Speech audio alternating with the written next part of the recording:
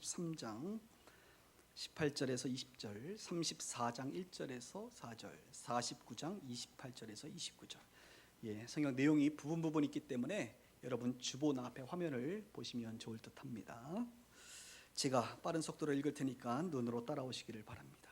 야곱이 밧단 아람으로부터 평안히 가나안 땅 세겜 성읍에 이르러 그 성읍 앞에 장막을 치고 그가 장막을 친 밭을 세겜의 아버지 하몰의 아들들의 손에서 백그시타에 샀으며 거기에 제단을 쌓고 그 이름을 엘헬로헤 이스라엘이라 불렀더라. 레아가 야곱에게 낳은 딸 디나가 그 땅의 딸들을 보러 나갔더니 히위 족속 중 하몰의 아들 그 땅의 추장 세겜이 그를 보고 끌어들여 강간하여 욕되게 하고 그 마음이 깊이 야곱의 딸 디나에게 연연하며 그 소녀를 사랑하여 그의 마음을 말로 위로하고 그의 아버지 하몰에게 정하여 이르되 이 소녀를 내 아내로 얻게 하여 주소서 하였더라. 마지막 49장입니다. 이들은 이스라엘의 12지파라. 이와 같이 그들의 아버지가 그들에게 말하고 그들에게 축복하였으니 곧 그들 각 사람의 분량대로 축복하였더라. 같이 읽습니다. 그가 그들에게 명하여 이르되 내가 내 조상들에게로 돌아가리니 나를 햇사람 에브론의 밭에 있는 굴에 우리 선조와 함께 장사하라. 아멘. 오늘은 창세기 24번째 시간 야곱의 후반전 인생이라는 제목으로 말씀을 나누도록 하겠습니다. 여러분 스포츠 좋아하세요? 운동 좋아하십니까? 대부분의 이제 운동 경기에는 여러분 아시는 것처럼 전반전과 후반전이 이렇게 나누어져 있죠. 그리고 그 사이에는 하프타임, 쉬는 시간이 있게 됩니다. 이 하프타임을 통해서 전반전에 미흡했던 부분이라든지 또 보완해야 될 부분들을 생각해보고 후반전을 대비하는 것이 바로 하프타임입니다.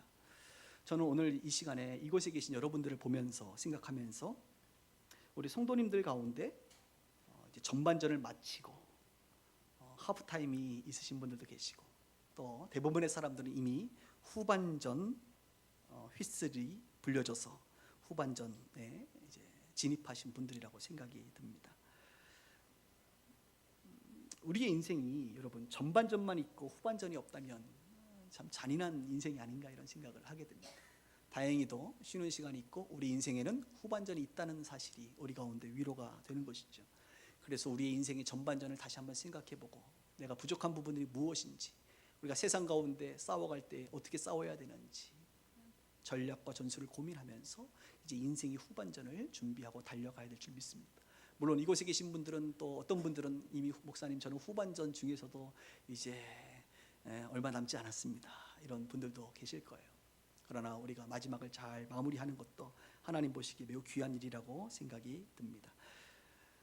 전반전에 점수를 좀 잃었다고 한다면 후반전에 만회할 기회, 역전할 기회, 점수를 딸 기회가 우리 가운데 여전히 있다는 것을 여러분 기억하시고 우리의 생명이 다하는 그날까지 또 주님이 오시는 그날까지 최선을 다하여 달려갈 수 있기를 주 이름으로 축복합니다. 저는 야곱의 삶을 계속 연구해 가면서 야곱의 삶도 전반전과 후반전으로 나눌 수 있다 이렇게 생각이 듭니다. 그리고 그 하프타임도 있었다고 봅니다. 그 하프타임이 지난주에 야복나루에서 하나님과 씨름했던 장면. 그래서 허벅지 관절이 골절되면서 이제는 그가 후반전 인생을 전반전과는 전혀 다른 인생으로 살아가고 있는 것을 연구하게 됩니다. 지난주 여러분 생각나시죠? 마지막에 분이엘에서 태양이 뜨고 거친 들판에서 야곱이 쩔뚝거리면서 걸어가고 있는 우리는 야곱의 뒷모습을 이미 보았습니다. 전반전을 마치고 이제 후반전으로 출전하는 야곱의 쩔뚝거림의 뒷모습이라고 저는 생각이 듭니다. 오늘은 이제 야곱에 대한 마지막 시간입니다. 여러분 야곱의 인생의 후반전 전체의 모습을 짧은 시간에 살펴보도록 하겠습니다. 야곱의 후반전은 가히 칭찬할 만한 그런 삶이었다라고 평가하고 싶습니다. 하나님 보시기에도 매우 기쁜 삶이다 이렇게 생각이 듭니다. 전반전의 삶을 만회한 삶이다 이렇게 평가할 수 있겠습니다. 야곱의 삶이 어떻길래 이렇게 평가할 수 있는가? 후반전의 삶에 보면 세 가지 중요한 특징이 나타나는데 야곱은 첫 번째로 예배하는 삶을 살았다 이렇게 말씀드릴 수가 있습니다. 그럼 과거에는 예배하지 않았느냐? 예배했습니다. 그러나 그런 예배에 있어서 자신의 삶이 전반전에는 우선순위에서 많이 밀려 있었습니다. 그런데 후반전이 돼서는 자신의 인생의 남은 생애에서는 예배가 자신의 인생의 매우 중요한 우선순위 위치에 가 있다는 것을 우리는 확인할 수가 있게 됩니다. 우리가 읽었던 본문을 다시 한번 제가 읽겠습니다. 야곱이 밧단 아람으로부터 평안히 가나안 땅 세겜 성읍에 이르렀다. 밧단 아람이라고 하는 것은 그 바단 아람의 중요 도시가 바로 하란이거든요. 그러니까 20년 동안 삼촌 라반이 있었던 하란을 말하는 것입니다. 그곳에서부터 이젠 야곱과 그의 가족들이 오게 되지요. 어디요? 가나안 땅 세겜 성읍에 오게 됩니다. 그 성읍 앞에 장막을 치고 그 장막을 친 밭의 세겜의 아버지 하몰의 아들들의 손에서 백크시타의 땅을 사게 됩니다. 그리고 20절에 보니까 뭐라고 나옵니까? 거기에 제단을 쌓고 그 이름을 에헬로헤 이스라엘이라 불렀더라, 이렇게 말하고 있습니다. 여러분, 지금 세겜이라고 하는 지역에 오기 전까지 어떤 일이 있습니까? 지금 야곱은 형 에서를 만나게 됩니다. 지난주에 쩔뚝쩔뚝하면서 형 에서를 만나게 됩니다. 형 에서가 자신에게 올 때 이 400명의 사람들을 끌고 왔다 그랬죠. 야곱의 눈에는 그 400명이 어떤 400명입니까? 자신을 공격할 400명의 군사로 야곱은 생각했습니다. 그런데 알고 봤더니 그런 군사가 아니었던 것입니다. 형 에서는 자기를 보면 죽일 거라고 생각했습니다. 그런데 성경에서 보니까 에서를 만날 때에 이렇게 동사 5개로 성경은 말합니다. 형 에서가 야곱에게 달려와서 맞이하여 안고 입맞추고 우니라. 전혀 야곱의 예상과는 다르죠. 형이 왔는데 어떻게 했다고요? 달려와서 맞이하고 안고 입맞추고 함께 울었다. 그리고 이 400명의 일행은 야곱을 치러 온 400명이 아니라 야곱의 길을 보호하는 호위대로서 형 에서가 데리고 온 것이죠. 하나님께서 은혜를 주셔서 정말로 야곱이 두려워하지 않을 만큼 그렇게 그는 생존하게 되고 세겜이라는 곳에 정착하게 됩니다.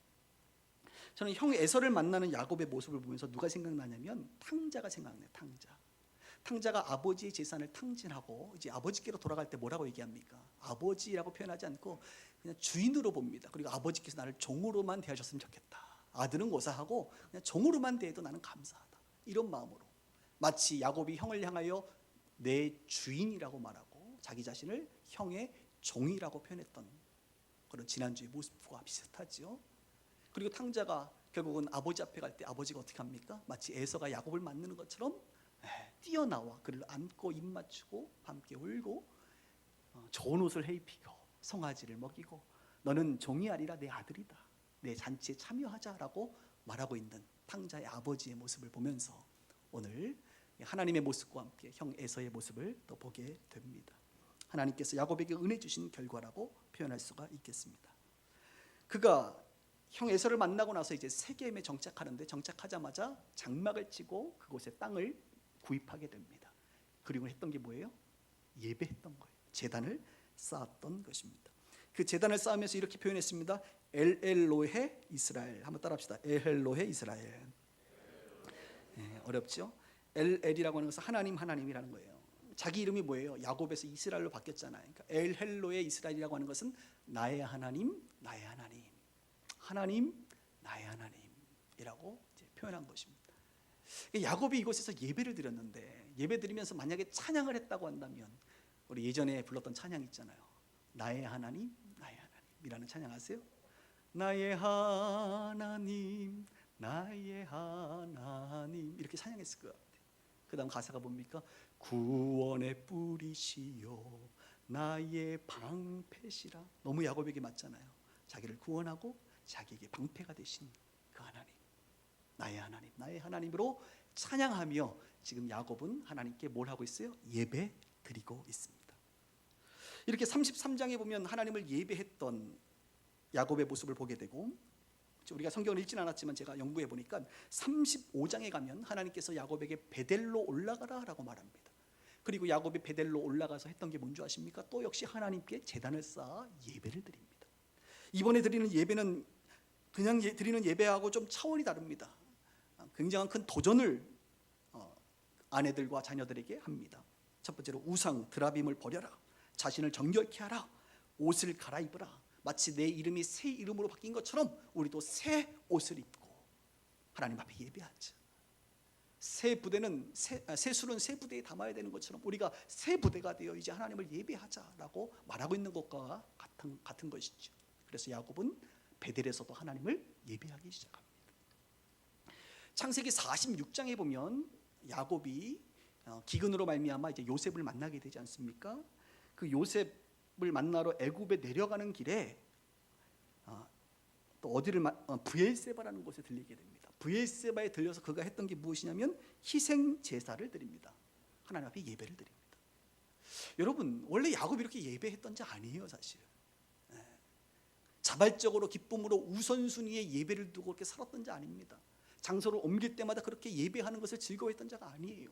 그런데 야곱이 인생의 후반전을 맞이하면서 그가 하나님을 예배하는 것이 몸에 배어 있는 것을 우리는 확인할 수가 있습니다. 그래서 히브리서 11장은 믿음장이라고 말했죠. 믿음의 선조들에 대한 이야기를 쭉 하면서 야곱에 대해서는 이렇게 말합니다. 믿음으로 야곱은 죽을 때에 요셉의 각 아들들에게 축복하고 그 다음에 그 지팡이 머리에 의지하여 경배하였으며, 이게 무슨 말이에요? 그 지팡이 머리에 의지하여, 지팡이 있잖아요. 힘이 빠지면 지팡이를 짚지 않습니까? 지팡이가 머리가 있잖아요. 그 머리에 의지하여 그가 경배하였다. 그는 마지막 순간 자신의 다리에 힘이 다 빠지는 그 순간까지도 지팡이 머리를 의지하여 하나님을 경배했다고 히브리서 11장에 설명해 주고 있는 것을 보게 됩니다. 야곱은 그렇게 하나님을 예배하는 믿음의 사람이었다라고 성경이 증거해 주고 있는 것이죠. 그렇습니다. 야곱은 전반전에 하나님 예배하는 거 그렇게 중요하게 생각하지 않았지만 성경을 통하여 그의 인생의 후반전은 하나님을 예배하는 것이 그에게 매우 중요한 것임을 성경은 우리 가운데 말씀해 주고 있습니다. 저는 여러분들의 인생도 야곱의 인생과 비슷하리라고 봅니다. 여러분, 예배가 여러분의 인생의 최우선이십니까? 아멘하기 쉽지 않지요. 어떤 분들은 장사하는 게 최우선이기도 하고 자녀 키우는 게 최우선이기도 하고 여러분들 가운데 최우선이 참 많아요. 야곱도 그랬어요. 전반전의 인생이. 그러나 야곱의 후반전의 인생은 예배하는 것이 최우선이었던 것 같습니다. 우리 가운데 혹시 참으로 많은 후반전의 삶의 일들이 많지요. 우리가 얼마나 많은 일들을 해야 됩니까? 하나님 앞에서 또 인생을 살아가면서. 그러나 여러분, 그 많은 일들 중에 제외하고 빼고 없애고 제하고 마지막으로 하나 우리가 해야 된다고 한다면 무엇을 하시겠어요? 여러분? 마지막으로 한 가지만 하라면 뭐 하시겠어요? 저는 예배할 것 같아요. 예배. 왜냐하면 이사야 43장 21절은 말합니다. 이 백성은 내가 나를 위하여 지었나니 나를 찬송하게 하려 하심이라. 하나님 우리를 지으신 목적이 찬송하기, 예배하기 위하여. 하나님은 우리를 지으신 첫 번째 목적이 뭐냐? 하나님을 예배하는 자로 창조했다라고 하는 사실입니다. 다윗을 하나님이 기뻐했던 이유는 무엇이냐면 다윗의 삶의 최우선이 하나님을 예배하는 것이었기 때문에 그렇습니다. 시편 27편 4절에 보면 내가 여호와께 바라는 한 가지 일이 뭐냐? 그것을 구하리니 내가 곧 내 평생에 여호와의 집에 살면서 여호와의 아름다움을 바라며 그의 성전에서 사모하는 것이라. 그러니까 다윗의 인생의 최우선이 뭐냐? 하나님의 아름다움을 바라보며 성전에서 그분을 사모하며 찬양하며 예배하는 것, 그것이 다윗의 인생의 최우선의 우선순위였다는 거예요. 그래서 하나님이 다윗을 그렇게 기뻐하시는 줄 저는 믿습니다. 예배는 무엇이냐? 여러분, 한번 오늘 예배 드리잖아요. 우리가 예배가 이거예요. 먼저 하나님께 나아오는 게 예배입니다. 나오는 거예요. 하나님께 나아오고 나서 머무는 것이 예배입니다. 머무는 거예요. 하나님 앞에 머무는 거예요. 그러면 하나님의 임재를 느낄 수가 있고 하나님이 그 머문 곳에 함께 하십니다. 하나님이 함께 하신 것을 확인하고 나면 우리가 해야 될 것은 하나님을 찬양하는 것입니다. 하나님을 경배하는 것입니다. 그래서 우리가 아까 설교 전까지 찬양했잖아요. 전심으로 주 찬양하시기를 바랍니다. 우리가 해야 될 일이 하나님을 전심으로 찬양하는 거예요. 하나님께 경배를 올려드립니다. 그리고 거기서 끝나지 않고 하나님의 말씀을 들어야 합니다. 또 거기서 끝나지 않고 하나님의 말씀을 들은 것을 가지고 삶의 현장에서 순종하며 사는 것입니다. 그것이 삶의 예배입니다. 예배는 이렇게 하나님께 나오고 그분을 높여드리고 그분의 음성을 듣고 그분의 말씀대로 순종하며 사는 것, 이것이 바로 예배라고 말할 수가 있습니다. 제일 중요한 건 그래서 나오는 거예요. 나오는 거. 여러분, 오늘 예배 나오신 여러분들을 축복합니다. 네, 잘 나오셨어요. 자꾸 나오셔야 돼요. 교회에서도 물론 예배 자리에 나와야 되지만 또 개인적으로 혼자도 하나님 앞에 자꾸 나가셔야 돼요. 내 생각과 내 마음이 자꾸 하나님 앞에 나아가야 돼요. 근데 혼자 하면 잘 안 되니까 이렇게 이렇게 교회에서 공적인 예배 시간을 통하여 나와서 두세 사람이 모여서 함께 예배하는 거예요. 왜 함께 예배할 때는 예배 인도자인 목사님도 계시고 또 반주자도 계시고 얼마나 예배하기 좋습니까? 환경이. 자꾸 나오는 게 중요합니다.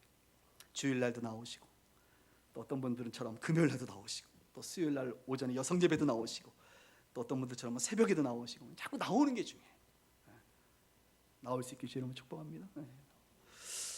이왕 나오시는 거 여러분 앞자리로 나오시기를 바랍니다. 왜 이렇게 얘기하느냐? 요즘에 이제 늦게 오시는 분들이 이렇게 당황하세요. 문 열고 나서 어디 앉아야 되지? 뒷자리가 꽉 차 있기 때문에. 그래서 여러분 가능하면 내가 교회를 사랑하고 목사님을 사랑한다고 자꾸 앞으로 나오시길 바랍니다.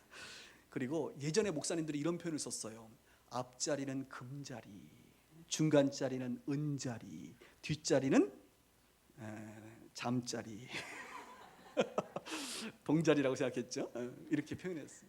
그래서 앞에가 금자리고 중간이 은자리고 뒤에는 잠자리다. 뒤에 있으면요 여러분 산만해지고 졸음이 오기 시작하고 제 목소리가 여러분 굉장히 졸린 목소리가 될 것 같아요. 저도 좀 경상도 사투리 쓰는 목사님들이 부러워요. 경상도 사투리는요 잠이 안 와요. 워낙 세가지고. 저도 이렇게 서울 사람이라 저는 말투가 이렇게 좀 졸리시죠 여러분. 지금 벌써 근데 경상도 말씀이 얼마나 특히 뭐 이찬수 목사님 이런 분들이 있어요. 그분 목소리는 톤도 높고 얼마나 그냥 쨍쨍한지 잠이 안 와. 여러분 앞자리 저 이게 굉장히 좋은 것 같아요. 앞자리는 금자리, 중간 자리는 은자리, 뒷자리는 잠자리. 그래서 여러분 평생 나오시기를 바랍니다. 평생 나와요. 특별히 인생의 후반전에는 예배하는 것이 여러분의 인생의 최우선 순위가 되어야 됩니다. 실시간 1순위가 돼야 합니다. 야곱은 그렇게 자신의 인생의 후반전에 있어서 예배를 최우선에 두었다라고 하는 사실이에요. 두 번째, 야곱의 인생의 후반전은 예배를 드리는 삶에서 끝나는 것이 아니라 아픔을 견디는 삶을 살았다는 것입니다. 아픔을 견디는 삶. 전반전에도 아픔이 있었습니다. 그러나 후반전을 산다 그래서 아픔이 없는 것은 아닙니다. 여전히 우리의 인생의 남은 생에는 아픔이 있습니다. 고통이 있습니다. 35장에 보면 야곱의 아버지 이삭이 죽습니다. 180세. 아들로서 아버지의 죽음을 보는 것은 고통스러운 것이고 슬픈 일입니다. 그뿐만이 아니에요. 야곱이 가장 사랑했던 여자가 누굽니까? 라헬. 라헬도 먼저 죽습니다. 마지막 12번째 아들인 베냐민을 낳다가 죽게 됩니다. 자신의 손으로 아내를 묻습니다. 고통이죠. 그것만 끝나는 게 아니에요. 라헬로부터 낳았던 아들이 누구예요? 요셉과 베냐민인데 요셉. 몇 년 지나서 요셉이 죽었다는 이야기를 야곱이 듣습니다. 사실 죽은 게 아니죠. 형들이 팔아버렸는데 형들이 아버지에게 뭐라고 얘기했습니까? 들짐승들이 아버지께서 그토록 사랑하는 요셉을 잡아먹었습니다. 죽었습니다라고 피를 묻혀 옷을 주면서 말합니다. 그러니까 야곱은요 아버지 죽고 아내 죽고 자기가 가장 아꼈던 아들 죽어요. 다 죽어. 인생의 큰 슬픔이고 고통이죠. 거기서 끝나지 않아요. 후반전 인생이 아주 대단합니다. 첫 번째 아들이 루벤인데 루벤이 야곱의 첩이었던 빌하, 라헬이 죽고는 라헬의 종이었던 빌하가 이제 야곱의 첩이잖아요. 빌하를 이제 동침하였다 성경. 동침. 아니 자기 첫째 아들이 장남이 자기 아내와 동침을 해버렸어. 여러분 이거 참을 수 있겠어요? 결국 그 결과 첫 번째 아들을 루벤이 장자권을 받아야 되는데 하나님께서 이 책임을 따라 장자권에서 제외를 시켜버립니다. 그를 통하여 예수 그리스도가 태어날 뻔했는데 그런 여러분 이런 사건들을 보면 아버지 죽고 아내 죽고 요셉 죽었다는 소리 듣고 첫째 아들이 자기의 아내를 첩을 동침한 이야기를 들으면 여러분 야곱의 성품상 어떻게 됩니까? 당장 첫째 아들 쳐 죽여야지. 그런데 야곱은 분노를 멈춥니다. 보복하지 않습니다. 그 슬픔을 그 아픔을 그냥 견딥니다. 변화된 야곱의 모습입니다. 오늘 우리가 읽었던 두 번째 성경에 보면 더 충격적인 일인 그에게 딸 하나가 있었습니다. 이름이 디나입니다. 디나에게 충격적인 일이 벌어집니다. 34장 1절 볼까요? 레아가 야곱에게 낳은 딸 디나가 그 땅에 딸들을 보러 나갔더니 히위 족속 중 하몰의 아들 그 땅 추장 세겜이 그를 보고 끌어들여 강간하여 욕되게 하였다. 아니 12명의 아들에다가 딸 하나면 여러분 이 딸이 얼마나 귀한 딸이에요. 물론 그 당시에는 아들이 중요하다 하겠지만 그럼에도 불구하고 아들 12에 딸 하나? 전 딸 엄청 사랑할 것 같은데요. 그 딸이 새로운 지역, 세겜 지역에 정착을 하고 그 지역에 있는 여자들과 어울리려고 나갔다가 강간당하고 욕됨을 경험합니다. 자, 아버지인 야곱은 어떻게 해야 됩니까? 당장 이 희위 족속을 진멸시켜야 되는 것이 아버지의 어떤 심정 아니겠습니까? 그런데 야곱은 이 상황 속에서 예전처럼 자기의 승질대로 하는 것이 아니라 하나님의 방법대로 분노를 잠재우고 보복을 잠재웁니다. 하나님께 올려드립니다. 하나님께 맡겨드립니다. 변화된 야곱의 모습을 우리는 보고 있습니다. 그저께 제가 뉴스를 보니까 2016년도에 혼자 해외여행을 갔다가 실종된 여성이 48명이라고 합니다. 그중에 중국과 동남아시아의 인원이 제일 많다 그래요. 그 뉴스를 제가 접하고 나서 깜짝 놀랐어요. 여러분 해외 혼자 나가시면 안 돼요. 저도 남자지만 제가 중국 가끔 가면요, 저는 택시 혼자 안 탑니다. 굉장히 무서워요. 중국 무슨 나라예요? 중국 무서운 나라. 남자들도 혼자 해외여행 다닌다는 것은 여러분 안전을 담보하지 못해요. 근데 여자 혼자 간다는 것은 저는 이해가 안 돼요. 물론 가시는 분들이 있는데 우리 딸이 혼자 해외여행 간다 그러면 저는 안 보낼 것 같아요. 나이가 많아도 안 보낼 것 같아요. 결혼하고 가라고 하든가 저는 같이 가든가 뭐 해야지. 굉장히 위험한 일입니다, 여러분. 오늘 이 딸 디나가 전혀 낯선 땅에 혼자 나가는 거예요. 오빠들이 있음에도 불구하고 혼자 방황하는 겁니다. 다니는 겁니다. 그러다가 그 땅의 족장의 아들의 눈에 들어와서 강간을 당하는 일이에요. 이게 얼마나 아버지 심정이 무너지는 심정이겠습니까? 아버지는 이 부분에서 하나님께 올려드렸지만 그의 같은 배에서 나온 레아의 배에서 나온 시므온과 레위가 그 오빠들이 참지 못하고 마치 과거의 야곱의 모습처럼 속입니다. 너희들 우리 할례 받은 백성이니까 너희들도 할례 받으면 결혼시켜줄게. 할례 받아 했더니 할례 다 받았어요. 할례 받은 사이에 몸도 낳기 전에 다 가서 보복하고 죽여버렸습니다. 살해했습니다. 하나님께서 기뻐하지 않죠. 그래서 하나님께서 아까 첫 번째 루벤에게서 빼앗겼던 장자권을 둘째 아들 시몬에게 줘야 되잖아요. 시몬과 셋째 아들 레위에게도 하나님 주지 않고 네 번째 아들 유다에게 하나님의 장자권을 주므로 유다의 자손들 중에 예수 그리스도께서 태어나는 그런 예수 그리스도 메시아 계보를 유다를 통해서 이어가시는 것을 보게 됩니다. 그 말은 무슨 말이에요? 루벤도 시몬도 레위도 하나님께서 기뻐하지 않는다. 다른 말로 야곱의 아들이지만 야곱의 마음이 그들로 말미암아 번뇌하고 고민이 되었다라고 하는 것입니다. 야곱의 인생의 후반전은 아픔의 연속이었습니다. 아버지 잃고 아내 잃고 아들 잃고 딸 잃고 딸 욕되게 되고. 그런데 전반전과는 다른 게 있어요. 뭐냐면 야곱의 태도입니다. 이 문제와 아픔을 대하는 태도가 과거와는 달라요. 여러분 종종 우리는 인생의 위기와 슬픔과 아픔이 올 때에 이 아픔과 슬픔이 종종 우리의 신앙과 삶에 성숙하는 데 인격의 굳건함을 위한 좋은 계기가 되는 경우가 있습니다. 그래서 성경도 이것을 지지해주고 있어요. 로마서 5장 4장 같은 경우 4절 같은 경우는 환난은 인내는 연단은 소망을 이루는 줄 알미라. 아픔이 전부 다 우리에게 이 안 좋은 마이너스 효과만 있는 게 아니라 때로는 아픔이 우리로 하여금 우리를 성숙하게 하는 계기가 된다는 것이죠. 물론 야곱의 인생의 후반전이 전반전보다는 훨씬 낫겠지만 그렇다 그래서 야곱의 인생의 후반전에 고난이 없다는 말이 아니에요. 여러분들이 예수 믿는다 그래서 여러분들이 변화된다 그래서 여러분의 인생에 앞으로의 인생에 고난이 없다는 게 아닙니다. 슬픔이 없다는 게 아니에요. 여전히 우리 가운데 찾아온다는 거예요. 근데 차이는 뭐라고요? 그 고난과 아픔을 대하는 태도가 달라진다는 거예요. 예전에는 내 승질대로 했어요. 내 기분대로 했어요. 내 의지대로 했어요. 내 방법대로 했어요. 그런데 야곱은 이제는 내 방법이 아니라 하나님께 올려드립니다. 특별히 하나님 앞에서 견딥니다. 인내합니다. 오래 참습니다. 그래서 여러분의 문제들도 하나님께 기도하면 여러분 하나님 뭐라 그래요? 당장 가서 보복해 막 이래요? 이렇게 별로 응답 안 하세요. 하나님은요 주로 우리에게 참으라 그래요. 기다리라 그래요. 힘들지 견디라 그래요. 하나님은 주로 우리 가운데 이렇게 견디라고 말씀하십니다. 견딜 수 있기를 바랍니다. 인내할 수 있기를 바랍니다. 야곱은 이렇게 인생의 후반전에 아픔을 견디는 삶을 살아갑니다. 마지막 세 번째, 야곱은 하나님을 예배하는 삶을 살았고 아픔을 견디는 삶을 살았고 축복하는 삶을 살았습니다. 축복하는 삶. 49장 28절 볼까요? 야곱의 이제 49장이면 50장이 창세기가 끝나니까 야곱의 인생의 마지막 시간이잖아요. 죽기 전에 한 게 바로 축복입니다. 이들은 이스라엘 12지파라 12아들을 말합니다. 이와 같이 그들의 아버지가 그들에게 말하고 그들에게 뭐 했어요? 축복하였으니 곧 그들 각 사람의 분량대로 축복했다라고 말합니다. 그리고 마지막 29절 마지막에 우리 선조와 함께 장사하라 이렇게 얘기합니다. 이제 죽을 시간을 안 거죠. 그리고 자녀들을 축복합니다. 그래서 학자들은 이것이 첫 번째 안수기도를 해요. 안수기도로 첫 번째 안수기도가 성경에 나왔다 이렇게 표현합니다.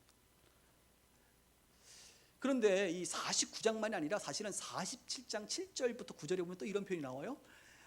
이제 애굽에 갔을 때 아들 요셉이 바로 왕에게 아버지를 소개해 줍니다. 왕이시여 우리 아버님이십니다. 그랬을 때 이제 야곱이 내 인생 30년 동안 험악한 세월 살았다고 이제 이야기하잖아요. 그런데 재밌는 표현이 나와요. 야곱이 바로를 축복하되 야곱이 바로를 축복하고 나오니라. 두 번 축복에 관련된 이야기를. 여러분 상상해 보세요. 바로가 야곱을 축복해야 돼요? 야곱이 바로를 축복해야 돼요? 지금 누가 힘 있는 자예요? 네, 지금 기근 때문에 가난해서 온 야곱이잖아요. 가족 70명 정도 되는 한 족장 정도 되는 사람이잖아요. 근데 바로 왕이 오히려 야곱을 축복해야 될 거 아닙니까? 그런데 성경은 그렇게 얘기하지 않습니다. 야곱이 바로를 축복하였다. 그리고 야곱 자신이 바로를 축복을 하는 존재인 줄 깨달은 거예요. 이게 중요해요. 저는 우리 그리스도인들이 이것을 깨닫는데 오랜 시간이 걸리는 것 같아요. 여러분 우리는 축복의 통로입니다. 할렐루야. 아브라함과 이삭과 야곱 복의 근원이에요. 우리가. 그러니까 야곱이 그것을 인생의 후반전에 깨달은 거예요. 아, 내가 축복의 통로구나. 내가 축복해 주는 자구나. 이걸 깨달은 거예요. 전반전에 어떻게 깨달았어요? 축복을 받는 자로 생각했잖아요. 형의 장자권, 형의 축복권을 속여가면서 뺏었잖아요. 왜? 내가 축복 받아야 되니까. 이게 전반전 인생이라고요. 후반전 인생은 아니다. 축복해 주는 거구나. 이거 깨달은 거예요. 신앙인들도 마찬가지. 여러분들 교회 다니면서 여전히 내가 하나님께 복을 받아야지 라고 하는 인식이 여러분 속에 가득하다면 여러분은 여전히 야곱의 전반전을 사는 인생들이에요. 그게 아니라 내가 바로 하나님의 백성이지, 하늘의 신령한 모든 복을 받은 자지, 그래 나는 복된 사람이지, 복의 근원이지, 아브라함의 영적 자손이지, 그러면 내가 만나는 사람들을 나는 축복해주고 복을 나눠주는 사람이어야지 라고 생각하는 순간 그것이 여러분의 몸에 배어있으면 여러분들은 야곱 인생의 후반전을 사는 사람들. 어떻게 축복해 줍니까? 야곱처럼 축복 기도를 해줄 수도 있겠죠. 마음으로 누군가를 위로해 줄 수도 있겠죠. 재능으로 여러 가지를 섬길 수도 있겠죠. 이거 다 축복하는 거예요. 또 물질로 나눠줄 수 있겠죠. 이런 것들이 다 축복해 주는 거예요. 그래서 이런 축복의 사람들은 종종 이런 쓸데없는 얘기를 합니다. 내가 이상하게 어느 식당만 가면 갑자기 그 식당에 사람들이 막 몰려오고 나는 정말 복된 사람인가 봐. 이렇게 스스로를 깊이 오해하면서 살아간다 이거예요. 나쁜 것만 아닙니다. 내가 이마트에 갔더니 말이야, 참 나는 정말 대단한 사람이야. 하나님 날 사랑하시나 봐. 내가 들어가면 그 좋은 자리에 카트 옆에 카트 딱 꽂아놓는 그 옆자리에 왜 차가 나가는지 몰라. 역시 하나님은 나를 축복하셔. 나는 역시 축복의 사람이야. 자리가 막 비어 막 이래. 갑자기 우리 빛과 소금의 교회에 등록하고 나니까 우리 교회가 막 사람들이 늘어나면 역시 나는 축복의 사람이야. 내가 등록하니까 이거 봐, 교회가 붕하잖아. 이렇게 생각합니다. 좋은 거예요, 여러분. 이 사람들의 마음속에는 내가 축복의 사람이지, 복을 나누어 주는 자지, 나는 복된 자지, 이렇게 생각하고 있다니까요. 이게 인생의 후반전을 살아가는 사람들의 특징입니다. 반대로 여전히 열등감과 우울감 가운데 나는 복을 못 받았어, 내가 있으면 왠지 분위기가 삭막해져, 이런 분들 있어요. 곤란한 생각이에요. 그것들은. 그런 사람들은 계속 복을 뺏어오기 위하여, 하나님께 복을 빌기 위하여 뭔가 애쓰는 그런 사람들인 것이죠. 여러분들은 축복을 받기 위한 삶을 살아가고 계십니까? 아니면 축복을 나누는 삶을 살고 계십니까? 이것이 여러분의 인생의 전반전과 후반전을 구분하는 또 하나의 기준점이기도 합니다. 말씀을 정리하면서 저는 그동안 야곱의 삶을 4번 설교했습니다. 첫 번째는 베델에서 하나님을 만난 인카운터한 야곱의 삶을 이야기했고, 두 번째는 여전히 속고 속이는 과정 속에서 하나님께서 그들에게 연약하지만 은혜 주시는 그런 야곱의 모습을 소개했고, 지난주에는 야복나루에서 하관절이 꺾이면서 변화되는 야곱의 모습을 보았고, 오늘 마지막으로 인생의 후반전을 사는 야곱의 모습을 보았습니다. 그리고 이 네 번의 야곱의 모습을 보면서 이것이 바로 신앙생활이구나, 우리 인생이랑 똑같다라는 생각을 해요. 첫 번째, 베델에서 하나님 만난 게 뭐예요? 저와 여러분들이 예수 믿은 거 아닙니까? 여러분 하나님 만났으니까 여기 와 있는 거 아니에요? 또 하나님에 대해서 인식하고 있으니까 오는 거 아니에요? 하나님 살아계신 거 알고 있으니까 와서 이렇게 예배하는 거 아닙니까? 그래요, 우리가 베델에서 하나님 만난 야곱처럼 우리가 예수 믿어 구원 받았던 그 기억이 우리 가운데 있죠. 그 다음 두 번째 야곱의 모습이랑 똑같잖아요. 그럼에도 불구하고 우리는 육에 속한 그리스도인으로 늘 속이고 내 옛모습 그대로 살아가고 있잖아요. 그래도 하나님이 은혜 주세요, 안 주세요? 주시죠? 그래도 하나님께서 보호해 주시고 돌봐 주시고 우리를 위로해 주시고 우리를 떠나지 아니하시고 우리와 늘 함께 하시잖아요. 마치 과거 야곱의 전반전의 모습처럼 우리의 모습이 그랬다니까요. 근데 하나님께서 여러분들 더 살아가면 가만히 안 냅두죠. 한번 꺾어요. 그래서 지난주처럼 이제는 후반전을 살 수 있도록, 이제 자기의 뜻대로 사는 것이 아니라 하나님을 의지하며 살 수 있도록 야복나루의 사건을 주십니다. 그리고 나서 우리 삶은 야곱의 후반전처럼 하나님의 뜻대로, 예배가 가장 중요한 것이구나, 하나님을 예배하는 인생으로 살게 하시고,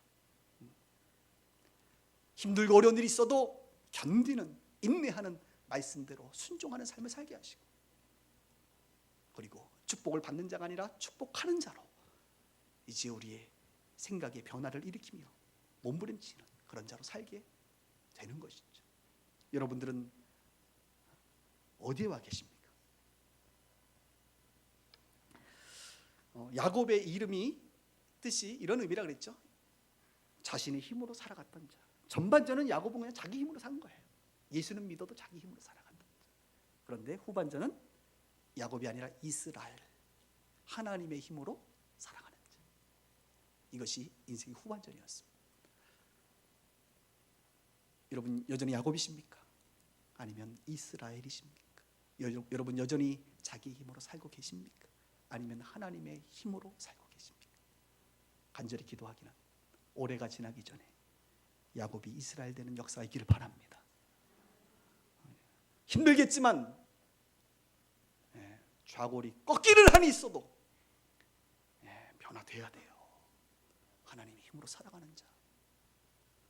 더 이상 야곱의 전반전이 아니라 후반전의 삶을 살아갈 수 있는 저와 여러분들 되기를 이 아침에 축복합니다. 기도하십시다.